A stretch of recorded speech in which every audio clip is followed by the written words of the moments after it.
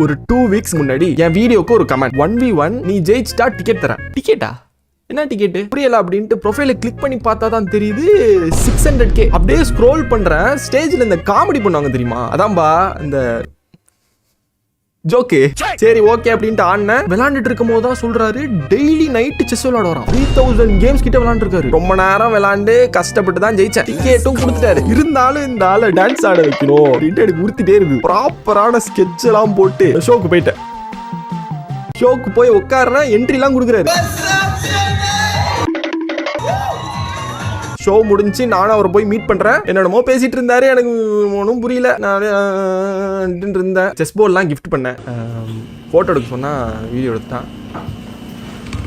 கொடுத்துட்டு கேம் விளாடலாமா அப்படின்ட்டு அதை அப்பர் கேஸ்ல கேட்டுட்டு டான்ஸ் ஆடணும். அவர் காதல உழுவுல போல ஓகே அப்படின்ட்டாரு. ஸ்டேஜ்லேயே உட்காந்து விளையாட ஆரம்பிச்சிட்டோம். இந்த ஆங்கிள் இருந்து பார்த்தா உங்களுக்கு கொஞ்சம் போர்டு தெரியாது, அதனால வந்து நான் எக்ஸ்பிளைன் பண்றேன். ஒரு 20-25 மூவ் போச்சு. அப்படியே போயிட்டே இருக்கா. டைம்ல போதா இது இந்த இடத்துல தான் அப்படியே ஒரு செக்க போட்டேன். அவர் அதை மிஸ் பண்ணிட்டாரு. அப்புறம் அப்படியே எல்லா பீஸையும் அடிச்சு ஜெயிச்சிட்டேன்.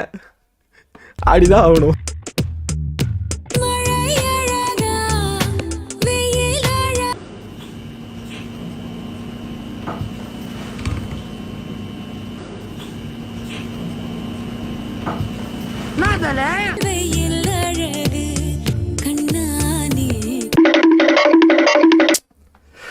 நான் சொல்றேன்ல, என்ன ஜெயிக்கணும்னா அந்த ஆனந்த் எப்படி ஆனந்த் சாரே வந்தாலும் அலங்கார பந்தலிலே அலங்கார